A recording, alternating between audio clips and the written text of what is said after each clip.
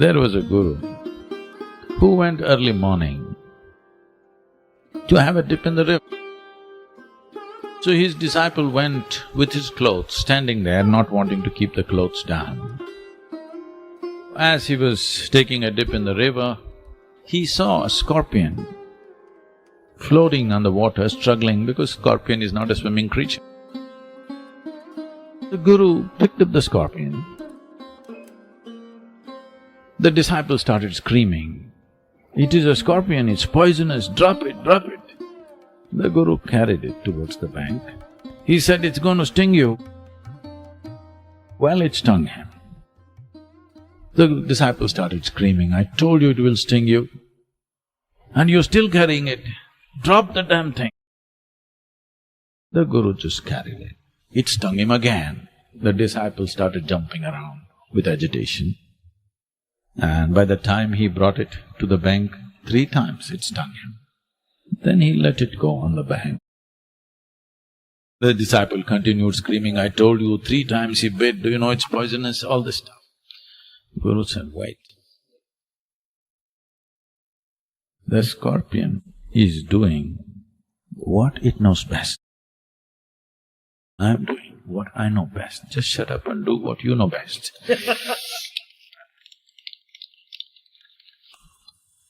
So similarly, we remain as dynamic as the virus. Very dynamic. It's doing its job really well. We must do ours very well as human beings. Scorpion in this life has no opportunity to evolve into a parrot or into an eagle or into a human being. No such opportunity for him. So he will go and do his stuff. You, possible 10% improvement you can do. Yes.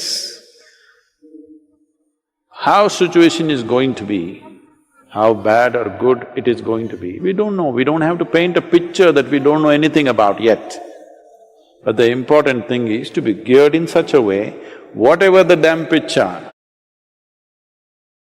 you will be a good part of that picture. That much we can do. Physically, mentally, emotionally, energy-wise, and our competence, another 10% improvement. Because the price that you're paying for something very simple, like you have emotions about everything. Somebody says something, you will become like this, somebody does something that you don't like, you will become like that. Now, once you have this, you don't know what it's costing you in terms of your life. It is taking away the very possibility of your existence.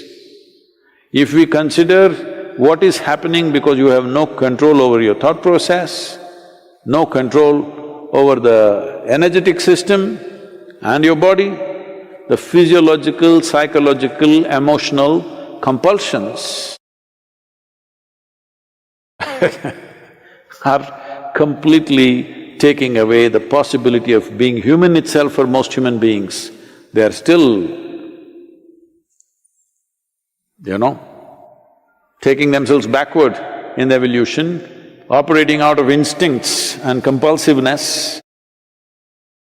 I'm saying 10% improvement if you do, in your experience it feels like you've gotten enlightened. Others may not still see that way, but you will feel suddenly, wow.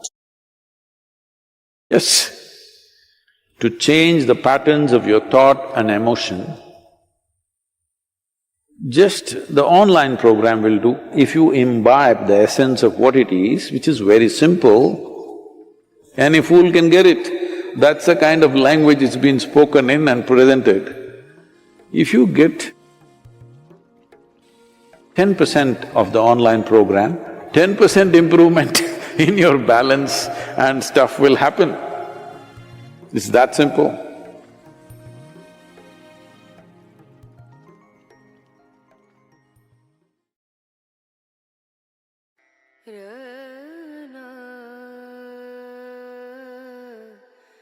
When I close my eyes for months on end and sat, Everybody wrote me off. I went and sat in a small farm in a remote place, closed my eyes and simply sat. Food didn't come very often, so I lost a lot of weight. I was very muscular and strong when I was a student. Then I closed my eyes and sat. Food doesn't come by itself, you have to go behind it. I lost a lot of weight and simply sat there. Of course, my parents were super disappointed. My teachers, one by one, they started coming and said, "We thought you will do something. You're gone, you finished." I said, "Never been this great in my life. I mean, I've lost weight, maybe I don't have money, but I have never felt life was this fantastic as it is right now." So what's fantastic about you? Because your friends have become engineers, doctors, IAS officers, what's fantastic about you? I said, "I don't care what they have become, I know something fantastic has happened within me. Will the world value this or not, who cares? In terms of life, I have found something super fantastic, and that's all that matters." They thought I've lost my mind also. One time they really thought I need psychiatric evaluation simply because you are not trying to be better than somebody. Because the entire world seems to be, but this is the ethos of this nation. We never looked at how somebody else is doing. There are beautiful stories like this. On this side of the river there's one village, on that side of the river another village. They can see the people, they can hear them talking, they see the cooking smoke.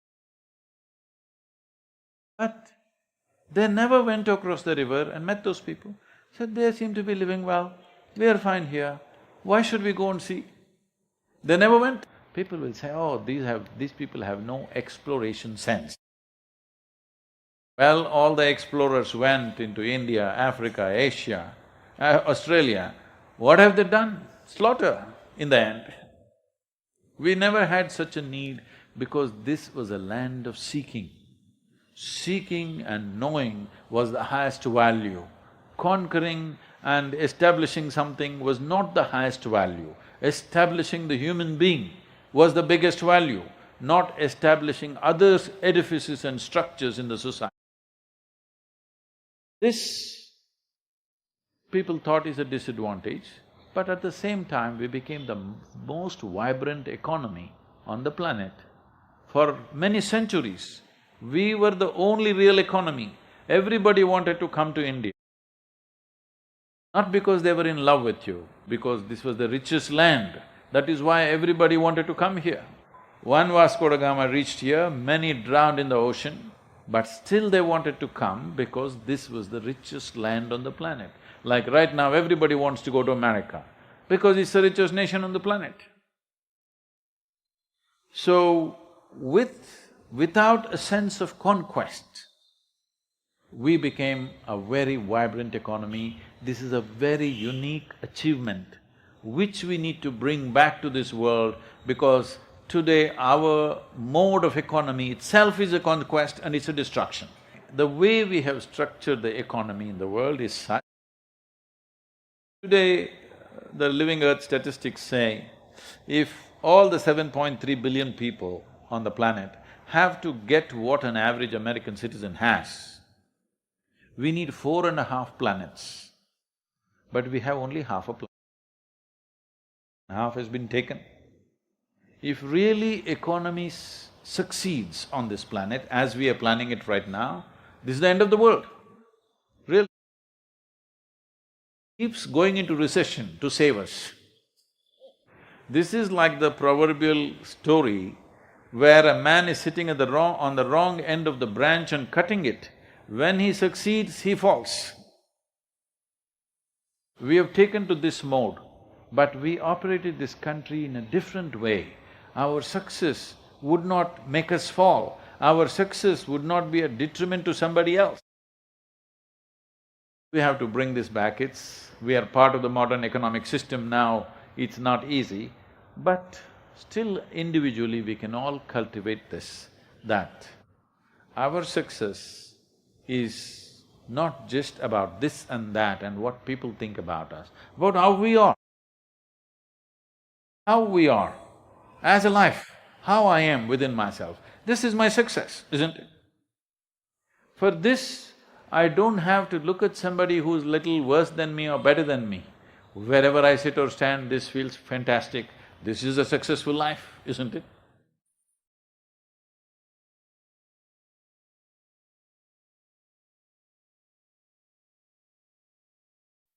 In a world full of cuts, short videos, and distractions, you chose to stay and listen until the end. That already says a lot about your willingness to look deeper. Drop your city in the comments, and if you'd like, subscribe and share this video with someone who's also not afraid to think. Thank you, a big hug to you, and see you in the next video.